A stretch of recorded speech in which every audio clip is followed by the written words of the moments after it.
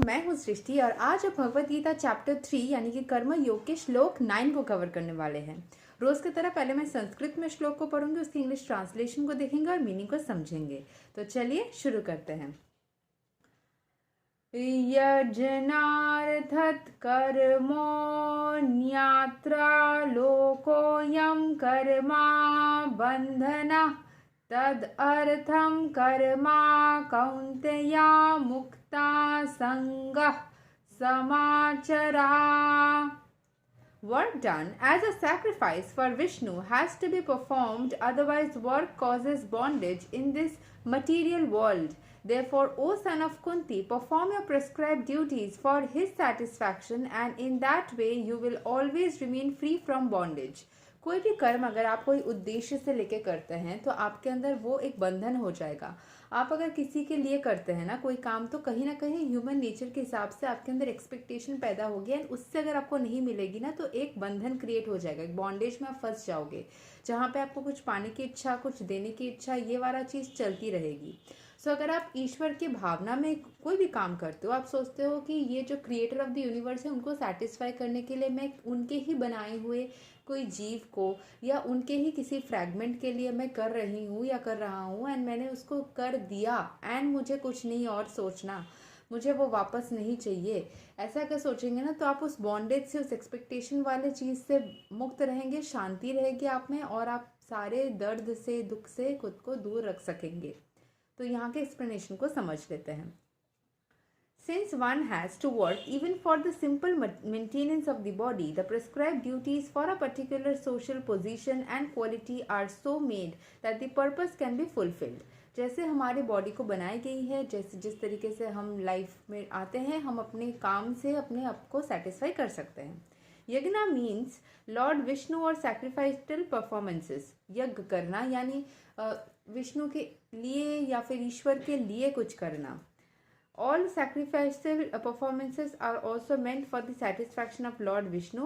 The Vedas enjoin yagno vai Vishnu. In other words, the same purpose is served whether one performs prescribed yagnas or directly serves Lord Vishnu. ऐसा नहीं है कि हमेशा वो आग चूल्हा लगा के उसमें कुछ आरती डाल, मतलब कुछ डाल के ही आपको वैसे सिस्टम में करना है। उनकी भावना से भी अगर आप कुछ भी करने, that is also giving and not sacrifice. क्या होता है? Just give and don't expect to get it back. अगर आप वो गेट इट बैक वाले साइकिल में आ जाएंगे, that's not sacrifice. Sacrifice means just to give it away.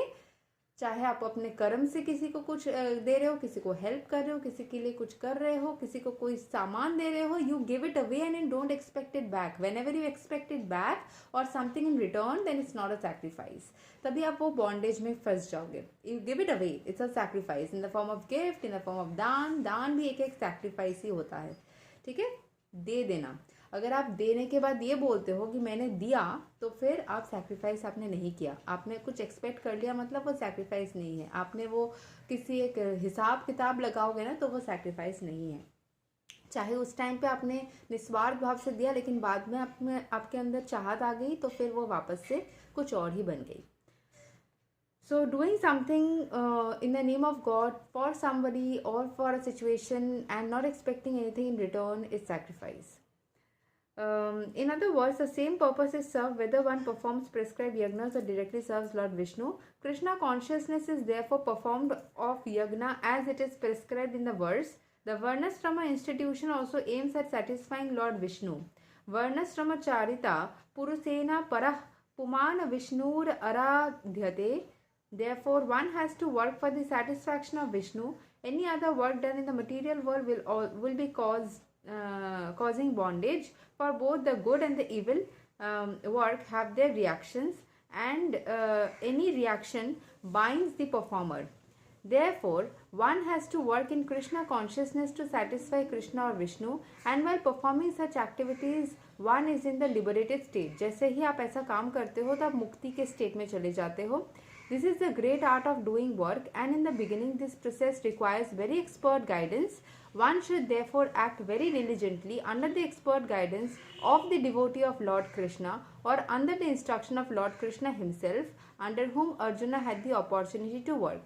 तो आप जब भी ऐसा काम करते हो तो आप ईश्वर के किसी भक्त के हेल्प में भी अगर आप रहोगे तो भी चलेगा, या फिर आप ईश्वर को भी अगर अपने अंदर अपने अंतर मन से पूछोगे ना तो उसमें भी आपको आवाज़ मिल जाए.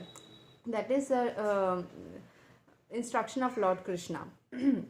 Nothing should be performed for sense gratification, but everything should be done for the satisfaction of Krishna.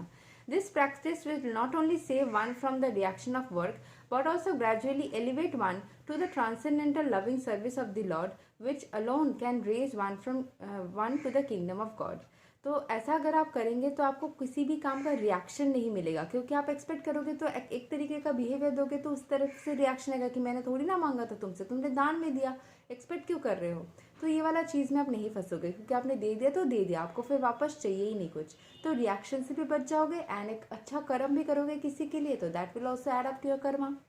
तो यही तक था श्लोक नंबर 9. अगले वीडियो में हम श्लोक 10 को कवर करेंगे. तब तक के लिए हरे कृष्णा.